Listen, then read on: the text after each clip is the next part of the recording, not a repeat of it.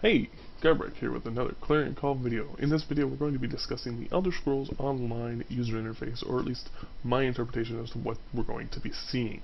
If you've played an Elder Scrolls game in the past, you would have realized that their own user interface is actually very clean. There's not really much to it, but a lot of the features are actually down in the side menu. In order to get it, you either hit a tab or escape to pull it up. Now, that really won't work in an MMO, strictly due to the fact that an MMO is designed for fast-paced environments. You're always doing something. You're either avoiding an enemy, avoiding a mob, or just trying to engage in the community in the game. So, I thought I would I actually had a guildie take a screenshot. Glandic took the screenshot for me, and I just added a couple features, drew them up, and threw them into the picture. So, a couple things I added that I actually showed this screenshot, or this adaptation to a couple guildies, and they said a few things that might not actually be in the game, in the user interface, but I actually disagree with them. So let's run through it, and I'll show you some of the things that they said weren't going to be in the user interface. So first thing, let's actually scroll down here to the action bar.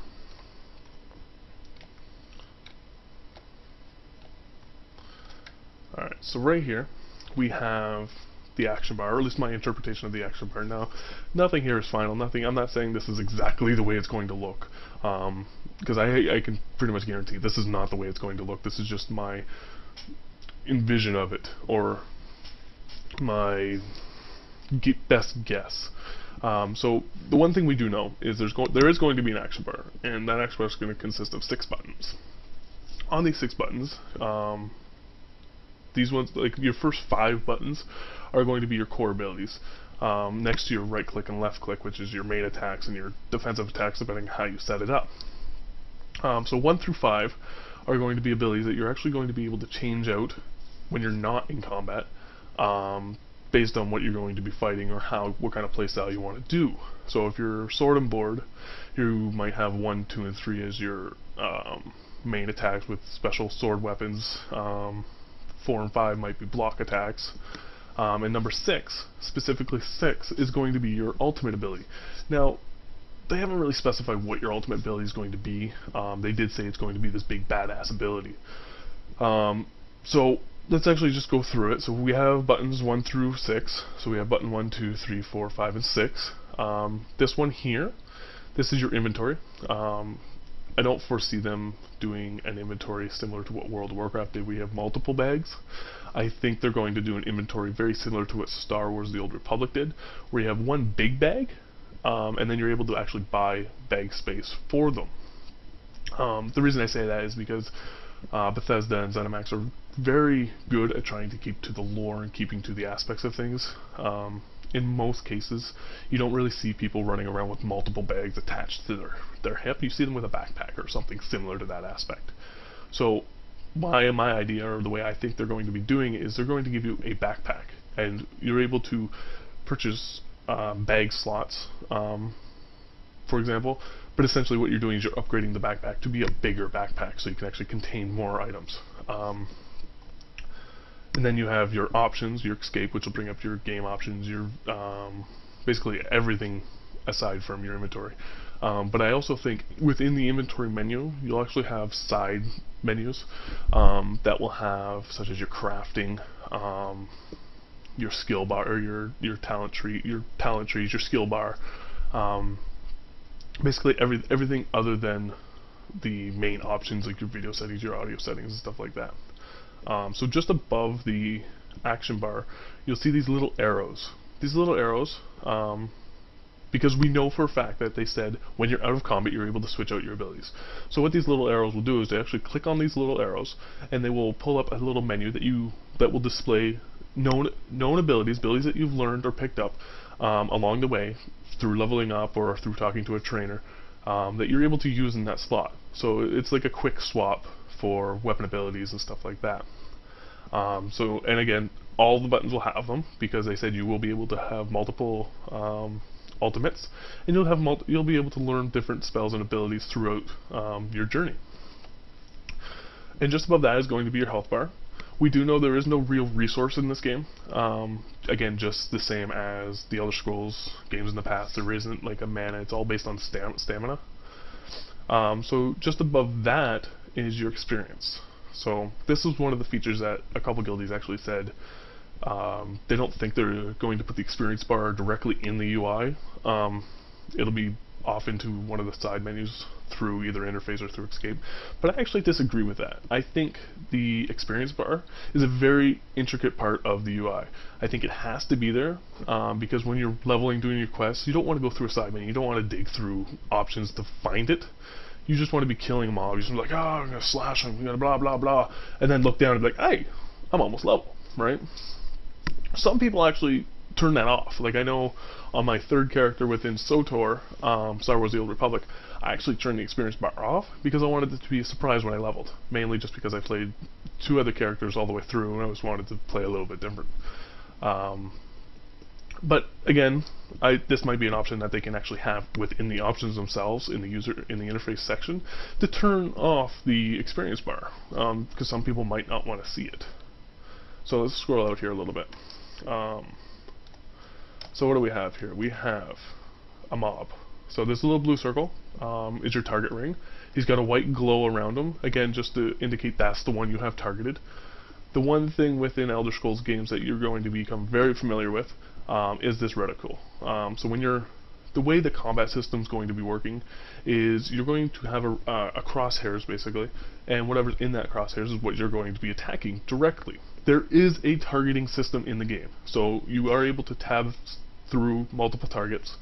Again, just to help assist to, if you have, so the best example is to think, okay, say I have 5 mobs around me, all identical.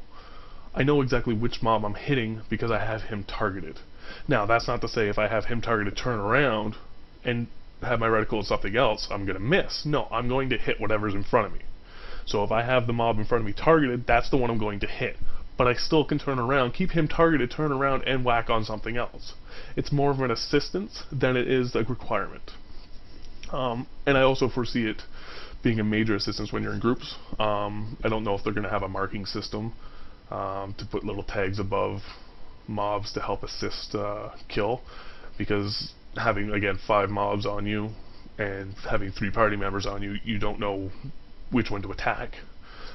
So I don't know if they're going to put little target markers or like what Worldcraft did they put in the raid markers. So again, that's a feature I don't know. I can definitely foresee it, because just to make it a little bit easier for people, especially in groups. So some of the other features that we have here, we have your enemy bar. Because, like I said, you're going to be able to target things. You need to know how much health this person has. Again, strictly because of raiding. You're going to have multiple people with you. It's just a valuable information you need to know. So what I have here, again, it's a very simple one because that's the way ZeniMax and Bethesda have always made their games. So you have their health bar, you have their name, and he's a weaponsmith. Or at least in this example, he's a weaponsmith. So it shows you his profession or his trade, or what he's going to be able to provide you. Now, just above that is your compass. So, if you've played an Elder Scrolls game before, you'll be very familiar with this compass. This is how you find your way around the game. Not very many MMOs have a very utilized compass. They usually have just the north, south, east, and west. They don't really have any features built into it. They usually have a mini-map and arrows on the mini-map. Within Elder Scrolls, the compass is your essential mini-map. So there's icons. So let's take a look at this icon on the far, far left. It's a door with an arrow on it. Basically what that means is your next objective, if you follow that arrow, is going to be inside a zoned area. So you're going to actually have to do a physical zone, walk through a door or something with that aspect. So that's how you're going to know where everything is. You're going to know where your next quest objective is. You're going to know if somebody around you has a quest, because again, there's going to be a symbol on the compass itself. I don't foresee there being something similar to WoW where you have that giant yellow exclamation mark and giant yellow question mark as to who's going to be the quest giver, because that's not the ZeniMax, that's not the Bethesda way of doing it. Their way of telling you if there's a quest is they actually have a very immersive world in a very interactive world where if you walk by somebody, they're like, "Hey, you, come here," and they'll tell you what to do. They're just very interactive. They try to make it again very immersive.